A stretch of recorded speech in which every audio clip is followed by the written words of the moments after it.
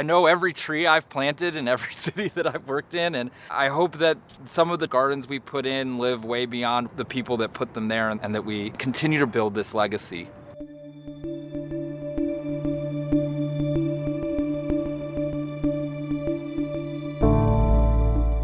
There's someone like me and at least 200 cities in North America working on water policy, transportation policy, recycling, racial equity issues, education. Basically, we are urban problem solvers placed in cities to make sure the future is always top of mind as we make our policy decisions and build infrastructure.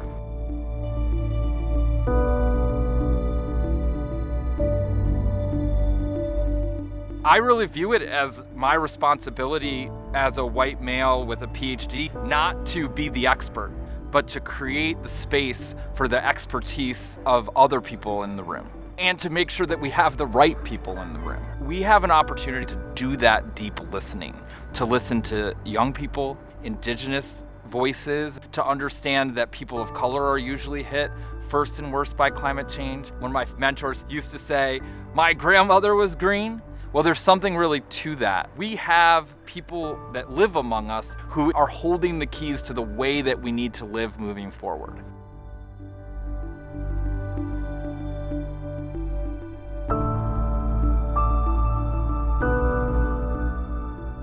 To have my first professional experience be an experience so different from Sidwell was a very sobering experience. Obviously, I was not going to recreate Sidwell in a St. Louis public school, but my classroom was a place where we talked about values. We had little moments of silence. I really learned, what do you do when you don't have all the resources that you may need to be successful? If you are consistently showing up every day with an optimism, you can create a team out of the students and figure out what your big goals are and how to achieve them.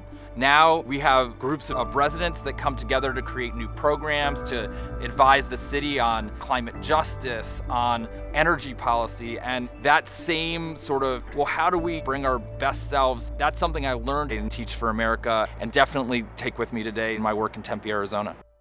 When we're trying to craft solutions that center people that had been traumatized or marginalized, the most important thing is to listen.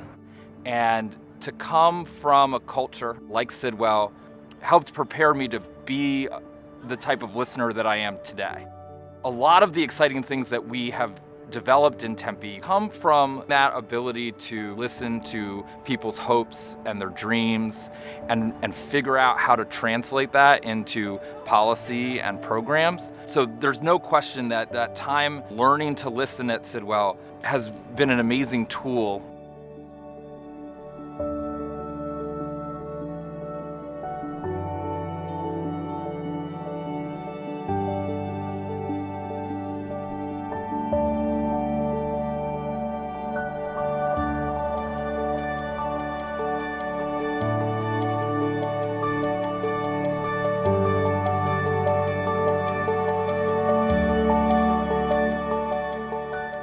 If we continue to rely on technology to solve climate change, we're only going to replicate the inequality that we've already lived with. This has to be a social movement. The societal challenges that we have today, we're bringing with us into the climate crisis. It's going to create even bigger chasm between the haves and the have-nots.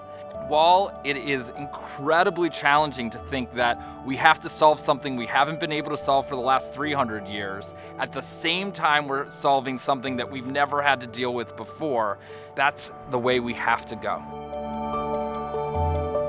I feel very privileged to help start this field, but this field isn't ending with me. This is multi-generational work.